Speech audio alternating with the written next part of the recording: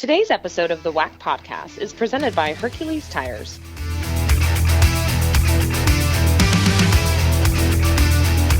Welcome back to the WAC podcast. I'm Rachel Vigil alongside former CBU center Zach Pirog. He's now our intern here in the WAC office. Zach, how are you? I'm doing good. How are you doing? Good. You know, obviously basketball season didn't end the way I'm sure you were expecting. Yeah, no, So definitely not. how did you find out kind of that everything was going a little bit downhill due to COVID? Well, because our last trip was we went to Texas, Rio Grande, and we kind of started to hear all the stuff in the news then about it. And basically, we kind of heard the news. We were trying to hope, and we saw that they canceled the CBI pretty quickly, and we were hoping that we would get a CIT bid. That's what kind of everyone was hoping for. And then eventually, we just saw it all going downhill even worse. And then they decided to cancel that, and then send everyone home, and it all happened very quickly within a week or two. So it was very unexpected. So you're obviously from the Denver area. What made you decide to end up at CBU? I know that you went to a previous school before you landed in Riverside. Nebraska, Omaha, yes. So what made you decide to go to CBU?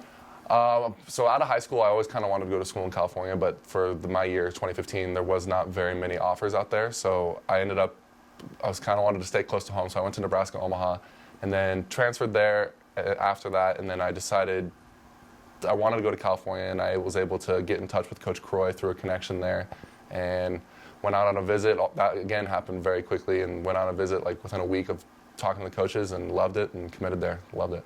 What about Riverside is so exciting? What's maybe something most people wouldn't know? I think Riverside, people don't understand how big it is, and the community there. I think people, obviously I had no idea what Riverside was when I first went out there, and there's a huge community base there.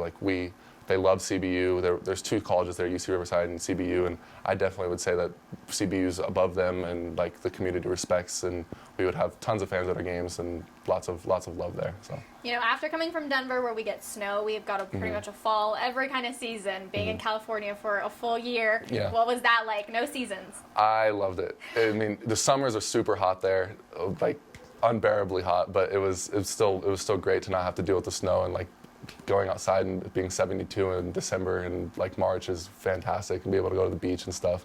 I'm a big beach person, so I love going to the beach, and that was a great thing to do. So do you think you'll leave Colorado again? If California wasn't so expensive, possibly. We'll see. No, I definitely feel that. I would love to go live where there's a beach somewhere, but if there's a beach, the prices are usually sky high, and I feel like Colorado is already a little rough. Yeah. That transfer process, though, I know can be a little grueling. So it is, yeah. How did you mentally deal with that? Because I feel like a lot of athletes nowadays are going to be going through that with COVID and universities. Basically, it's reopening your recruitment. So it's going back to senior, junior high school, talking to coaches. So once you get your transfer papers in, that's when you can start talking to coaches. And I was reaching out to coaches were reaching out to me, and I think it's just staying organized is the most important thing. Being able to keep in touch with coaches that are calling you, make sure you don't burn any bridges with any coaches, and text everyone back. And I think that's the main thing, is being organized and staying up to date with all your stuff. A lot of people have compared it to dating, speed dating. Yeah. No, so would you totally agree? 100%. Yeah. No, it's crazy, because especially when transfer, it's really quick, because you obviously transfer at the end of your season. You don't have that whole year. You only have that summer and a little bit of spring to be able to talk to coaches before you find your next place. So it's definitely, it happens quick, and you gotta be on it for sure.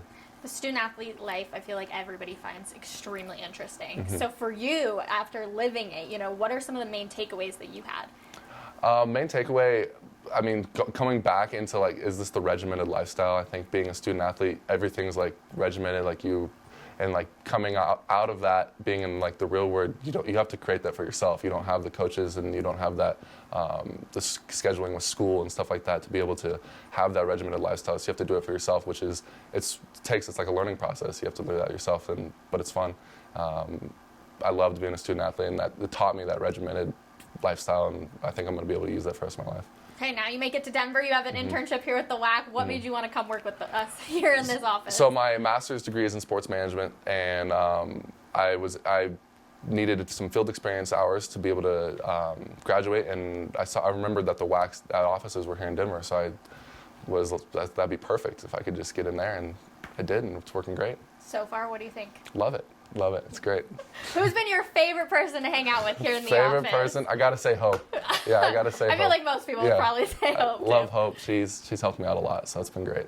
Nice. Yeah. And what's next for you? Do you have any idea? Right now, trying to find a regular job. I mean, I'm still somewhat debating on if I want to go play overseas or not. Still, it's in the works, kind of. But other than that, trying to focus on like what I want to do career-wise. My bachelor's is in criminal justice, so I'm focusing on applying to jobs there. But yeah, it's right now it's kind of tough to be 23 and looking for a job. Yeah. Yeah. What's the dream job though? Dream job, I want to work in the federal government somewhere and with one of the different agencies, just because there's a lot of good perks if you work in the government. So, yeah. Is there anything specific that you would like absolutely love to do? My goal is to work in the FBI or something like that. That's been my goal throughout college, to be able to work through that and be able to talk to people there, is being able to figure out how to get in there, because it's very competitive, so which I'm used to, so it'll be good. There you go. See, another perk of basketball has helped Exactly, you, right? yeah. Well, it's going and playing overseas with the possibility. I know your former roommate, Dejon Davis, forward for CBU, he's decided to go play in Turkey. Absolutely. Have you had a chance to talk to him? I did, yeah. He's super excited, and we're all very proud of him, and I know he's pumped, and that was his dream. He always talked about it. He wanted to play professional basketball, so I know he's living it out, and he's loving it, so I'm very proud of him. When does he leave? He will end up probably leaving in August or September, I'm pretty sure. Okay. Yeah, and well, with COVID, it's all kind of, who knows, but that's this like rough date.